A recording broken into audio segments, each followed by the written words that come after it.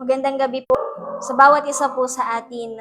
And minsan pa po tayo po ay nasa prayer meeting sa Friday po na ito. At bago po tayo magsimulang manalangin at magpuri sa Panginoon, and minsan pa balikan po natin yung mga bagay na pinag-aralan po natin sa linggong ito. Amen po. At tinuro po sa atin ng mga pastor po natin ng topic na what kind of soil are you? Anong klase ng lupa tayo, yung mga puso po natin. Amen po. At ang ginamit po sa ating verse ay matatagpuan po dito sa Mateo chapter 13, verse 19 hanggang 23. Ang sabi po doon, kapag ang isang tao ay nakikinig ng mensahe tungkol sa paghahari ng Diyos, ngunit hindi naman niya iyon inuunawa, siya ay katulad ng binhing nalaglag sa daan. Dumarating ang masama at agad inaalis sa kanyang isip ang mensaheng kanyang napakinggan. Ang katulad naman ng binhing nalaglag sa mabatong lupa ay ang taong nakikinig ng mensahe sa kanyang puso. Sandali lamang itong nananatili at pagdating ng mga kapighatian at pagsubok dahil sa mensahe agad siyang tumatalikod sa kanyang pananampalataya. Verse 22, ang binhi namang nahulog sa may matitinik na halaman ay ang mga taong nakikinig ng mensahe, ngunit dahil sa pagkabalisa sa maraming mga bagay at pagkahumaling sa kayamanan, nawawalan ng puwang sa kanilang puso ang mensahe at hindi ito nagkakaroon ng bunga. At ang katulad ng binhing nahasik sa matabang lupa ay ang mga taong dumirinig at umuunawang mabuti sa mensahe, kaya't ito'y namumunga ng sagana. May tig-100, may tig-60 at may tig-30. So meron pong 4 na klase ng lupa o taniman na sinabi po sa atin ng Panginoong Hesus. Sabi dito, ang number 1 sa daan, number 2 sa batuhan, 3 sa dawagan, at number 4 ay sa matabang lupa. At nung Monday po, tinuro po sa atin ni Pastora Econ, sabi po doon, what kind of soil are you? Number 1, the path, hardened and distracted hearts. Amen po. Ibig sabihin, ito yung mga pusong matitigas. Sabi nga po ni Pastora Econ, amen po, ito yung isang klase ng lupa dahil sa ito ay daan, matigas, hindi siya suitable na pagtaniman. Amen po. At malalaman mo na ikaw ay merong daan na puso, isang matigas na puso. Sabi doon kapag number 1 na sign, amen po, ikaw ay physically present but mentally absent. Amen po, maaring ikaw ay laging present sa simbahan, sa mga fellowship, amen po, pero marami kang mga iniisip na mga bagay, amen po, present ka physically pero yung isip mo ay lumilipad. Amen po, may ibang mga iniisip. Amen po, mas busy ka sa pag-scroll. Amen po, during nagtuturo ang pastor, sa cellphone. Amen po, ito yung mga klase ng mga Kristiyano na maraming napapakinggang mga salita ng Diyos. Amen po, pero hindi po nila tinatanggap. Amen po. At number 2, sabi po doon, ito yung knows the Bible verses but never applies it. Amen po. Maraming alam pero hindi ina-apply sa buhay. Amen po ang salita ng Diyos. Amen po. Yan, sabi pa po doon sa number 3, yung too busy for prayer always later. Ito yung mga klase ng mga tao na palaging ang prayer, ang pananalangin ay mamaya na lang, uunahin ng ibang bagay. Amen po. At ang last po na sign, amen po, yung constant noise, music, media, and podcast. Amen po. Mas maraming time dun sa mga ganitong klase ng mga distraction, ng mga tao may matitigas na puso. Amen po. Mas mahalaga yung pakikinig sa mga media. Amen po. Sa pagsa-cellphone, sa iba pang mga platforms, amen po, pero hindi na nila napagtutuunan na i-apply sa buhay nila yung mga salita ng Diyos na napakinggan po nila. Ito po yung number 1, the path, hardened and distracted hearts. Amen po. At number 2 po, tinuro po sa atin ni Pastora Joy, sabi doon, to rocky ground or shallow faith. Amen po.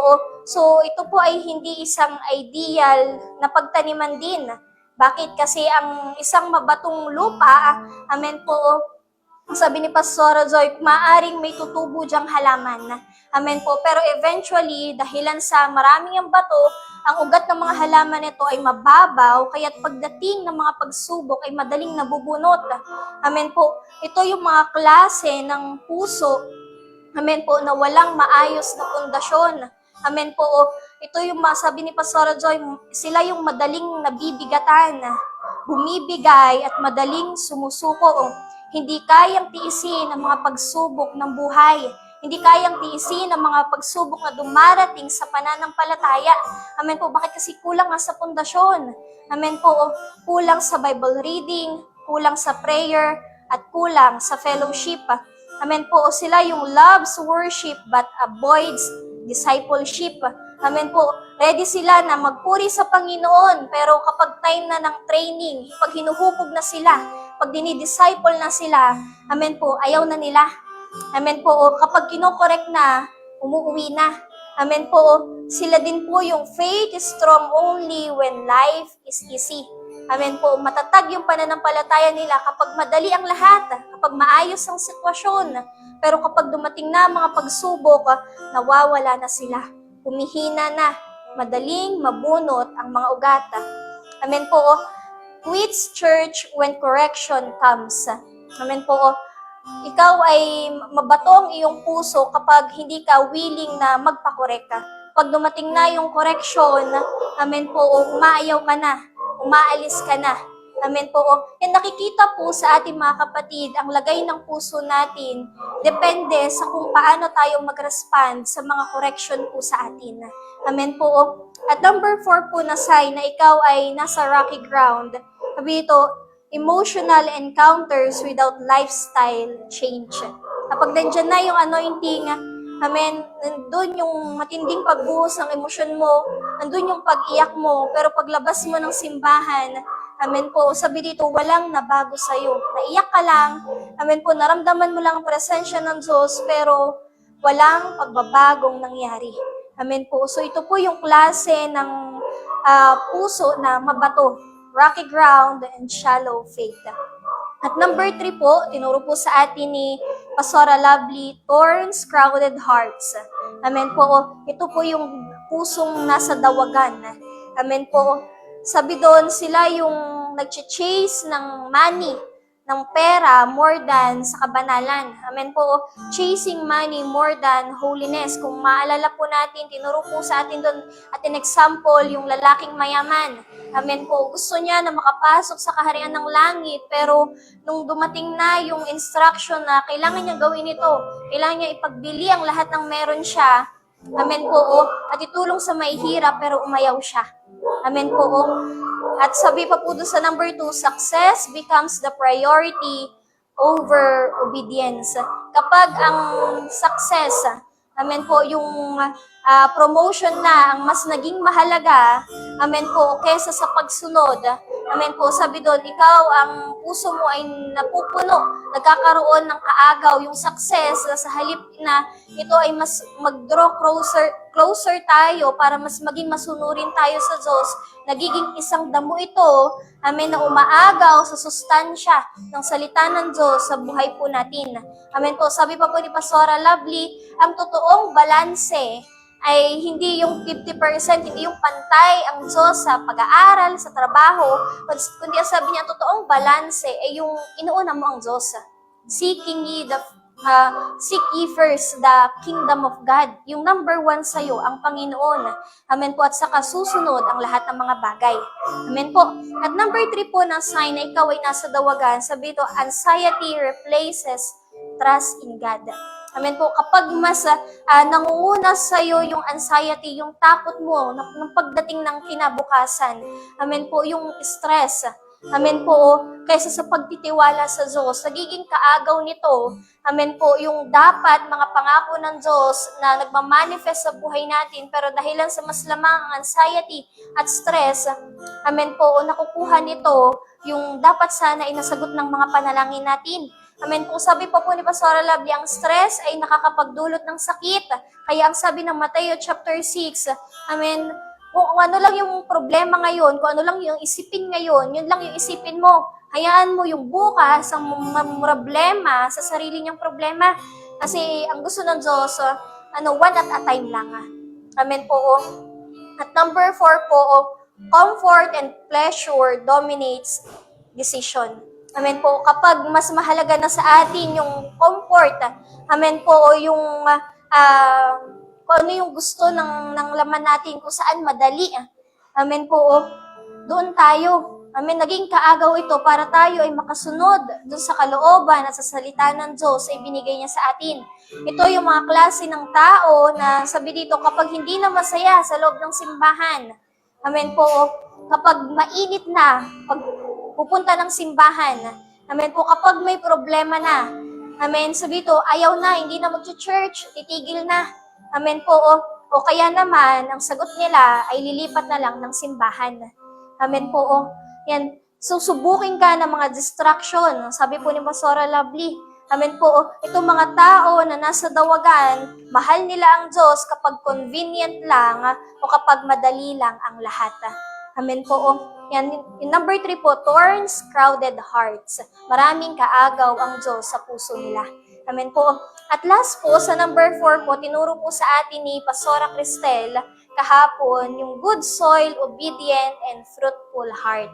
So ito po yung klase ng lupa, amen po, na magandang pagtaniman, na talagang sumisibol at namumunga ang mga halaman.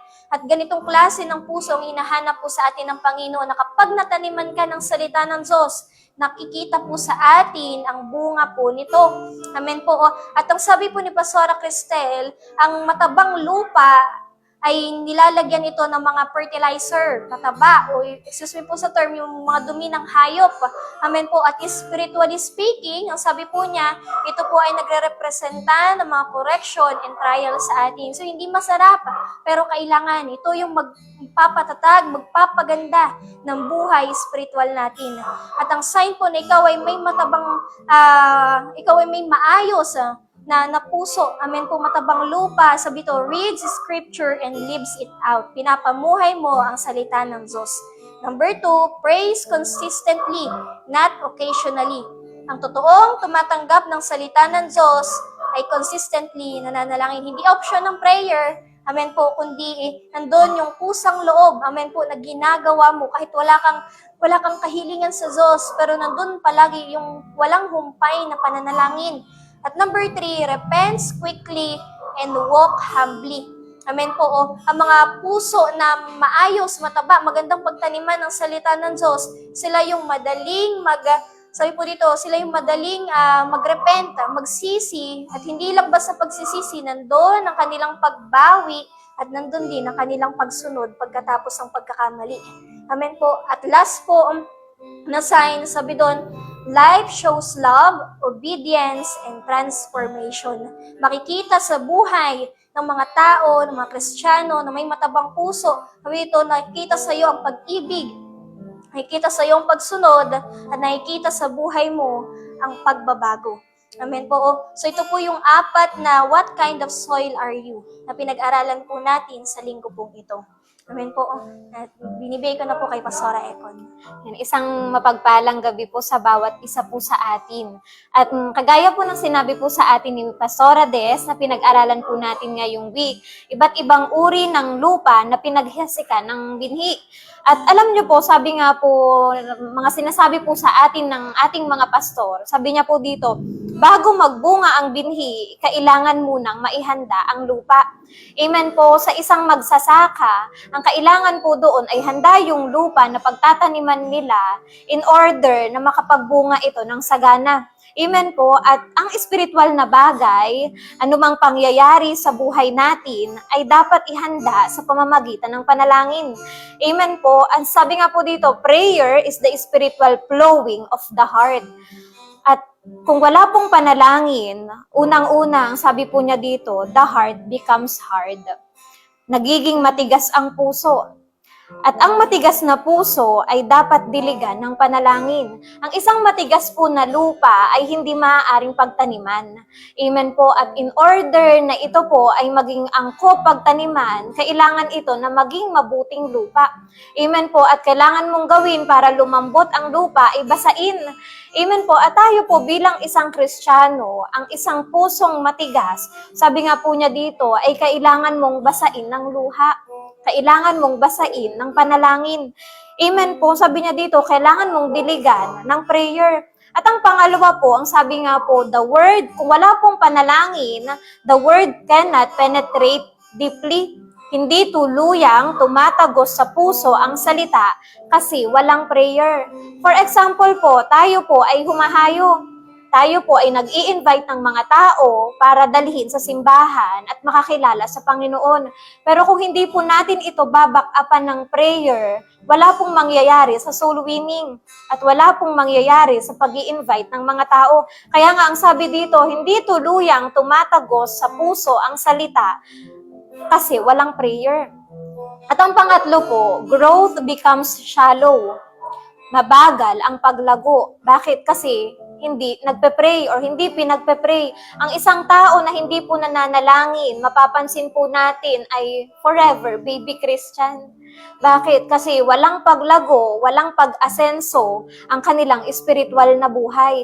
Kaya nga po, napakahalaga na ang bawat isa po sa atin ay nananalangin. Basahin ko po sa inyo dito po sa Jeremiah chapter 4 verse 3. Ang sabi niya po dito, bungkalin ninyo ang inyong lupang tiwangwang at huwag kayong maghasik sa mga tinikan. Kagaya po ng tinapik po natin ngayong week po na ito, meron po dong sinabi na isang lupa na isang binhi na nahasik doon po sa dawagan o sa tinikan. Ano pong nangyari? Namatay ang binhi. Amen po. At kagaya po na sinabi dito, bungkalin ninyo ang inyong lupang tiwangwang at huwag kayong maghasik sa mga tinikan. Sabi nga po, hayaan mong ang panalangin ang umararo sa puso ng tao. Ang isang lupa, bago po yan pagtaniman, ay inaararo din, inire-ready at inihahanda. Sabi nga po, hayaan mong ang prayer ang siyang umararo doon sa puso ng tao. Amen po. Kung hindi ka mananalangin o kung kulang ang panalangin, walang punong mamumunga at walang binhi na tutubo. Amen po. Prayer is essential just like a good soil is essential para maganda ang tubo ng halaman. The deeper your life in prayer, the stronger your roots. Kung ikaw ay palaging nananalangin, hindi mawawala or hindi matatapos ang isang araw na hindi ka nananalangin. Ang sabi niya dito, the stronger your roots. Ibig sabihin, mas lalalim ang ugat. Sabi nga po, mas magiging matibay at mas magiging matatag ka. Bakit? Kasi kung hindi ka mananalangin, sabi nga po, mawawalan ka ng bisa. Amen po, kung hindi ka mananalangin, madali kang tutumba. At the sower is still sowing, but the fruit depends on the soil. If you want the word of God to produce fruit in your life, begin with prayer. Magsimula po tayo sa panalangin. Kung hindi mo babantayan ang prayer life mo na nakawin ng diablo ang mga bagay na gustong itanim sa atin ng Diyos. Alam po natin na ang diablo po ay magnanakaw. Amen po. At lahat ng maaari niyang nakawin sa atin ay nanakawin niya. At kung hindi ka magiging mapagbantay, magiging madali lang para sa diablo ang nakawan ka. Amen po. At kaya nga, maging masigasig tayo sa panalangin. Maging masaya sa ating mga puso ang palaging manalangin. At kagaya po nito ngayong Friday, ito po ay isang magandang pagkakataon para po tayo ay sama-samang magpuri at sama-samang manalangin. At sabi nga po ng Biblia, huwag mong pababayaan ang pananalangin natin. Amen po. Always pray. Sabi nga, pray without ceasing. Amen po. At ang isang tao na walang panalangin, prayerless, sabi nga po ay powerless. Amen po. Sige po, mag-start po tayo na umawit at magpuri po tayo sa Panginoon. Taas po natin ang ating mga kamay. Sabihin natin, ang puso ko'y dinudulog sa'yo. Ang puso ko'y dinudulog sa'yo. Nagpapakumbaba, nagsusumamo, maging dapatin mo. Ikaw ay mamasdan, makaniig ka at sa'yo ay pumisan. Minsan pa, Panginoon, ang puso ko'y dinudulog sa'yo. Nagpapakumbaba at nagsusumamo, Panginoon. Nagsusumamo, maging dapatin mo. Ikaw ay mamasdan, makaniig ka at sa'yo ay pumisan. Loobin mong ang buhay ko'y maging banal mong tahanan. Luklukan ng iyong wagas na pagsinta. Daluyan ng walang hanggang mga papuri pagsamba. Maghari ka, O Diyos, ngayon at kailanman. Minsan pa, Panginoon, loobin mo ang buhay ko'y maging banal mong tahanan. Luklukan ng iyong wagas na pagsinta. Daluyan ng walang hanggang mga papuri pagsamba. Maghari ka, O Diyos, ngayon at kailan. Minsan pa, huwag tayong magsawa na umawit sa Panginoon. Sabihin mo sa Kanya, ang puso ko'y dinudulog. Ang puso ko'y dinudulog sa'yo. Nagpapakumbaba, nagsusumamo, maging dapatin mo. Ikaw ay mamasdan, makaniig ka at sa'yo ay pumisan. Loobin mo ang buhay ko'y maging banal mong tahanan. Luklukan ng iyong wagas na pagsinta. Daluyan ng walang hanggang mga papuri pagsamba. Maghari ka, O Diyos, ngayon at kailanman. Loobin mo, Panginoon, loobin mo ang buhay ko'y maging banal mong tahanan. Luklukan ng iyong wagas na pagsinta. Daluyan ng walang hanggang mga papuri pagsamba. Maghari ka, O Diyos, ngayon at kailanman. Maghari ka, O Diyos, ngayon at kailanman. Maghari ka, O Diyos, ngayon at kailanman. Hallelujah. Purihin ka, Panginoon, walang sangkatulan. Salamat, Panginoon,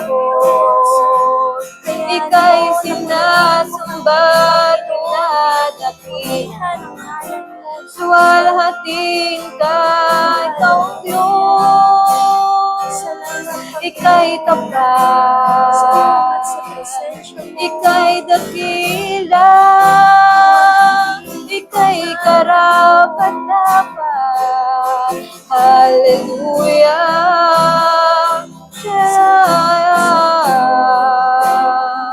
Sigaya,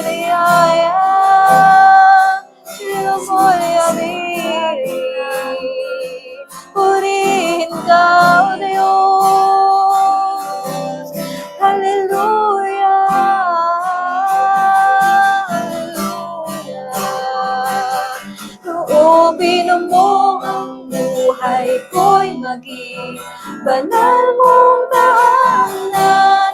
Luklukan ng iyong wagas na pagsinta. Daluyan ng walang hanggang mga papuri pagsamba. Maghari ka, O Diyos, ngayon at kailan. For the last time, loobin mo Ang buhay ko'y maging banal mong tahanan. Luklukan ng iyong wagas na pagsinta. Daluyan ng walang hanggang mga papuri pagsamba. Maghari ka, O Diyos, ngayon at kailanman.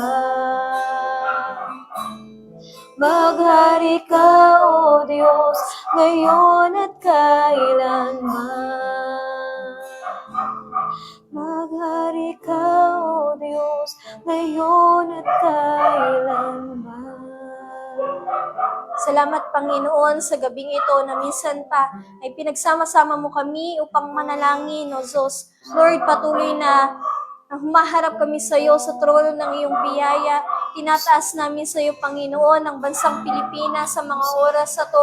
Lord, nakikita mo yung sitwasyon ng bayan namin, Panginoon, at nagpapakumbaba kami sa iyong harapan, O Diyos. Patawarin mo kami at ang aming bayan, Panginoon, sa lahat ng mga kasalanan, pagsalangsang at paglaban sa iyo, Panginoon. Lord, patuloy, O Diyos, na ayusin mo ang bayan namin. Ang sabi mo sa 2 Chronicles 7:14, kung kami ay tatawag sa iyo, Panginoon, kami mananalangin at tatalikod sa aming mga kasalanan, papakinggan mo kami dyan sa langit. Panginoon, kami ay magiging bayan mo, ikaw ay magiging Diyos namin, at pagagalingin mo ang aming lupain, O Diyos. Lord, patuloy, Panginoon, na abutin mo yung mga tao, Panginoon, sa bansang ito, O Diyos. At patuloy, Panginoon, na ang gobyerno namin ay ayusin mo simula sa pinakamataas hanggang sa pinakamababang sektor, Panginoon. Alisin mo yung mga tao na walang takot sa iyo, walang pagmamahal sa kapwa. Panginoon, may mga sariling interes, O Diyos, at palitan mo sila ng mga tao na may pusong paglilingkod, Panginoon.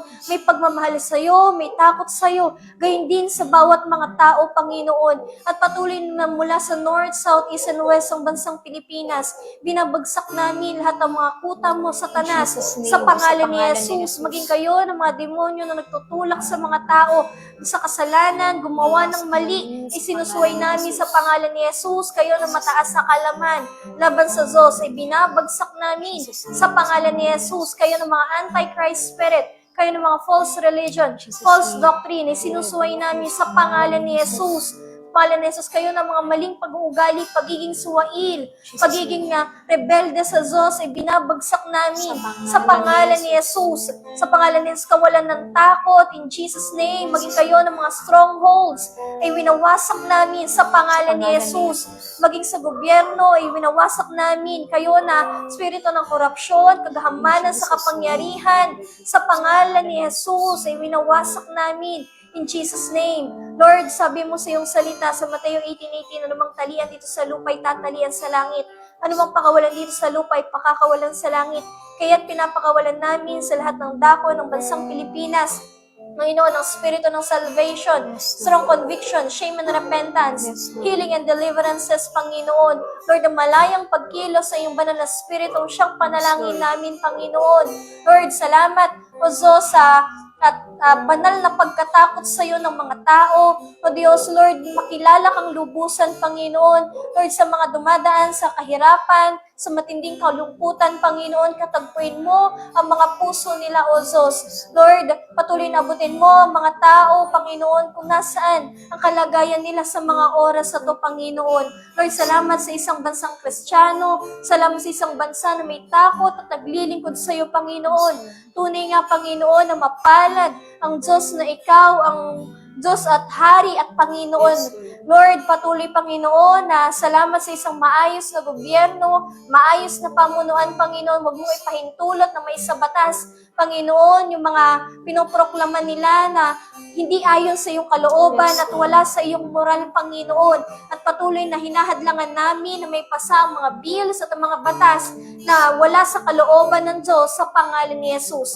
Kaya mo, Panginoon, na ang maging guide ng bansang ito ay yung salita mo, Panginoon. Liwanagin mo kami sa pamamagitan ng Espiritu mo, Panginoon. Gayun din, O Diyos, sa mga under construction na simbahan, Panginoon, sa kabuuan ng Rema Evangelistic Church International at sa bansang ito, Panginoon. Lord, Ikaw ang Diyos na nagsasaayos ang lahat ng bagay.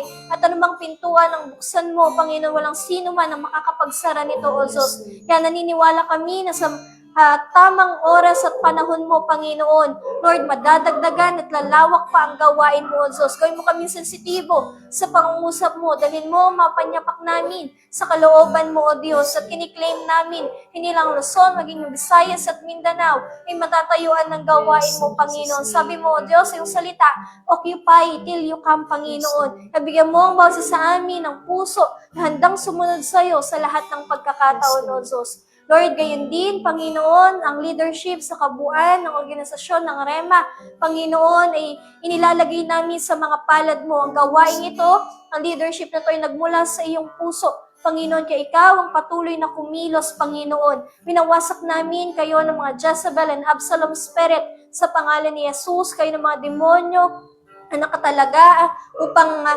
wasakin ang gawain ng Diyos. Kayo na tumitira, umaatake sa mga leaders namin. Sinusway namin kayo sa pangalan ni Jesus. Maging kayo ng mga demonyo na nakatalaga sa aming senior pastor, Pastor Boy, sinusway namin sa pangalan ni Jesus.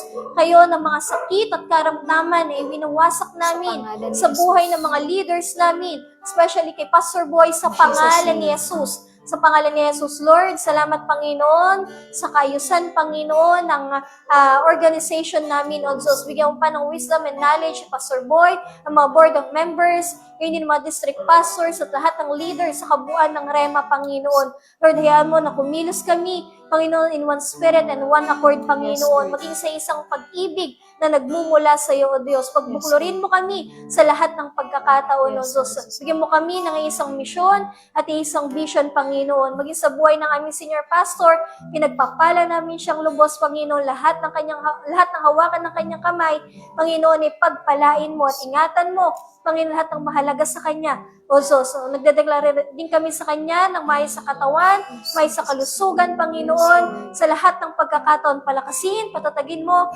Kanyang mga balikat sa pagbasa ng krus na ipinagkatiwala mo sa Kanya. Dagdagan mo pa, Panginoon, yung anointing, O Diyos, sa buhay ng aming pastor na ito, Panginoon. Lord, patuloy na tinatawagan namin ang lahat ng klase ng pagpapala na dumating sa buhay ng pastor namin. Ikaw maging kaligayahan niya sa time ng kalungkutan, maging kalakasan sa time ng kahinaan.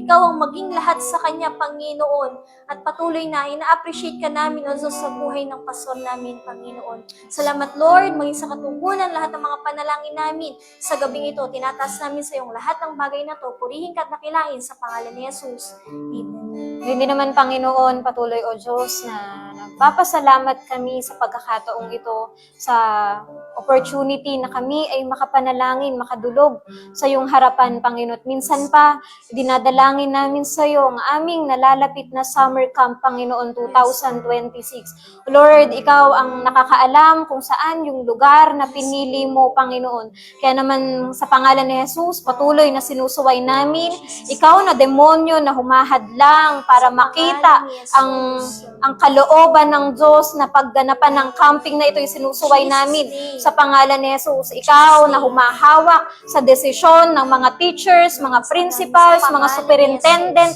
na nilalapitan namin, pinagpapaalamanan namin. Sa pangalan ni Jesus, bitawan mo sila in the mighty name of Jesus.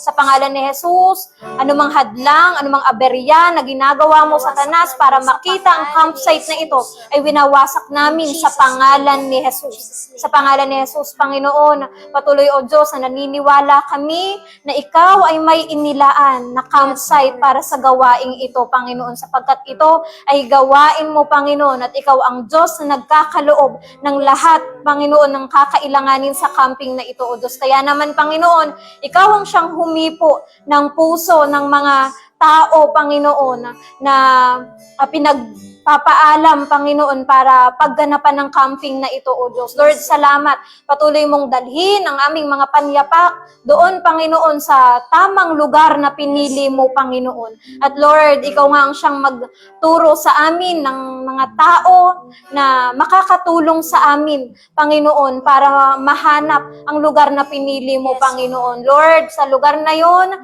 malaya ka naming mapapapurihan, malaya naming maririnig ang kalooban mo, malaya naming maririnig ang plano mo, Panginoon, at ang mensahe mo sa bawat isa sa amin, Panginoon. At Lord, sa camping na ito, patuloy na nagdedeklara kami ng victory, Panginoon. Ngayon pa lang, binabalutan na namin ng banal na dugo ni Jesus ang lugar na pinili mo, Panginoon.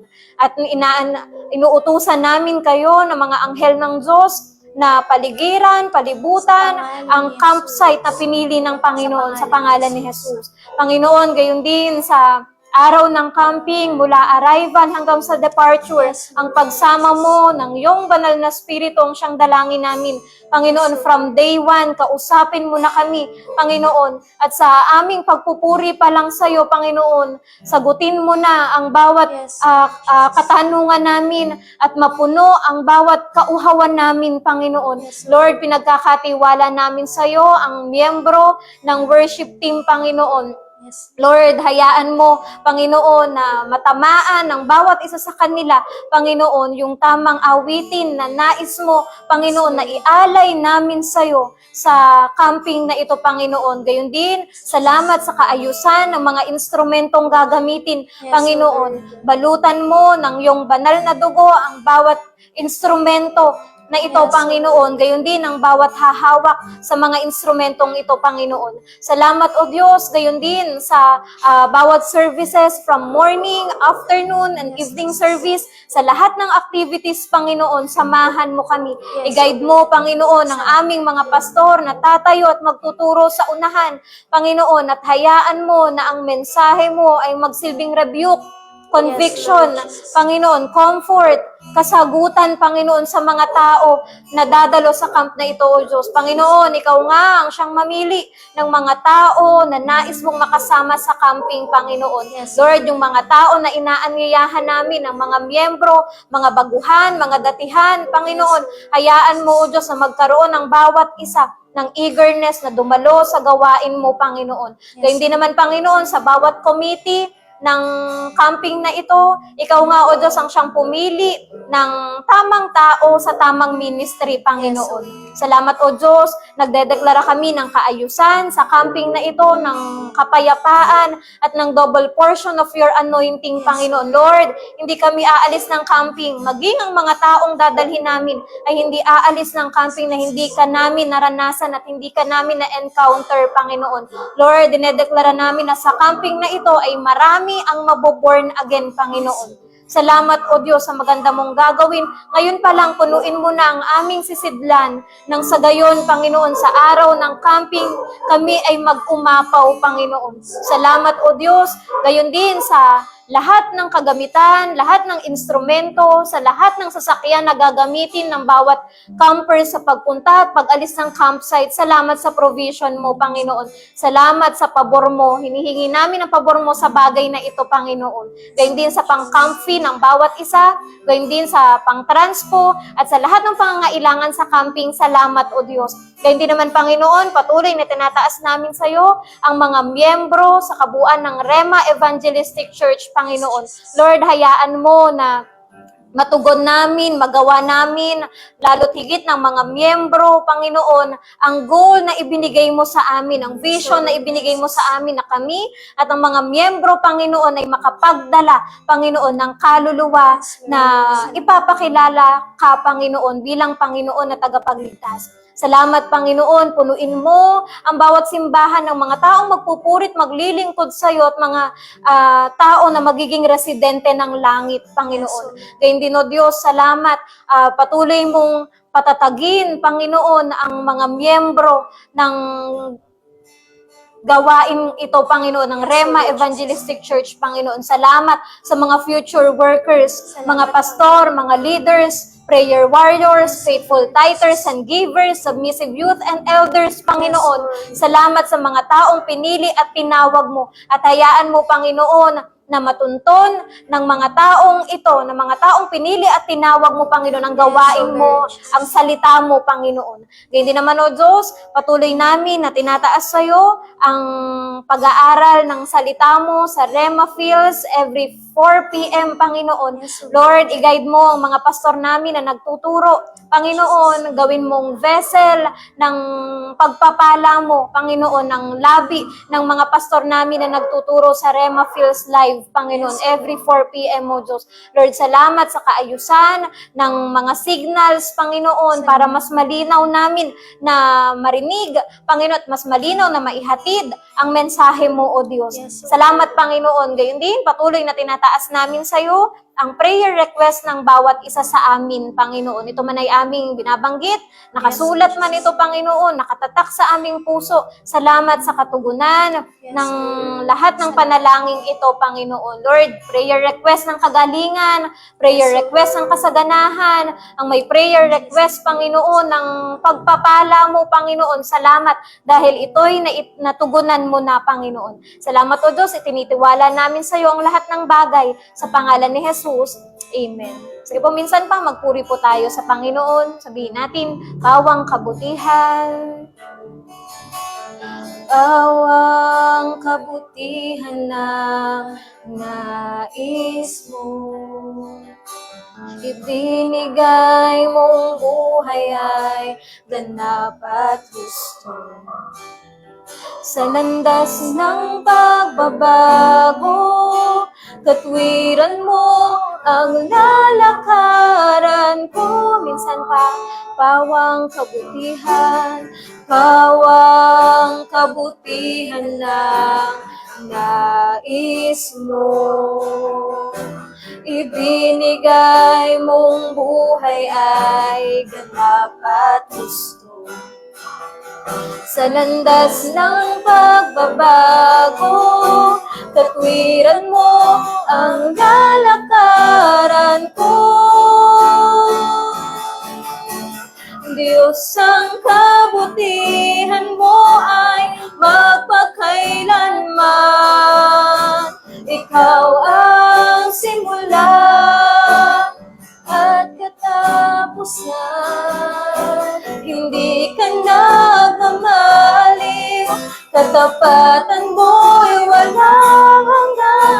Ang kabutihan mo'y magpakailanman. Diyos, ang kabutihan mo, Diyos, ang kabutihan mo ay magpakailanman. Ikaw ang simula at katapusan. Hindi ka nagmamaliw, katapatan mo'y walang hanggan. Ang kabutihan mo'y magpakailanman. Hallelujah, hallelujah. Purihin ka, O Diyos, magpakailanman.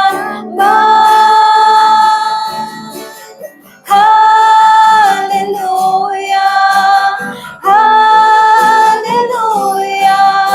Purihin ka, O Diyos, magpakailanman. Diyos, ang kabutihan mo ay magpakailanman. Ikaw ang simula at katapusan. Hindi ka nagmamaliw, katapatan mo'y walang hanggan. Ang kabutihan mo'y magpakailanman.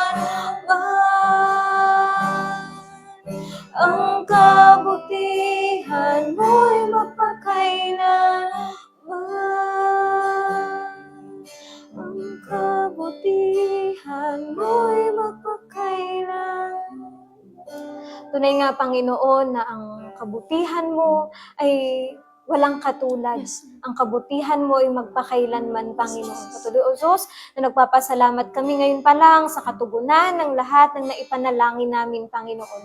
Alam namin na Ikaw ay tapat sa iyong mga pangako at ang iyong salita ay hindi babalik sa iyo nang walang nangyari. Kaya naman ngayon pa lang, Panginoon, kiniklaim na namin, Panginoon, na ang panalangin namin ay natugon mo na. Salamat, O Diyos, pinupuri ka namin, pinapasalamat at dinadakila sa pangalan ni Jesus. Amen. God bless po sa bawat isa. Good evening po. God bless po.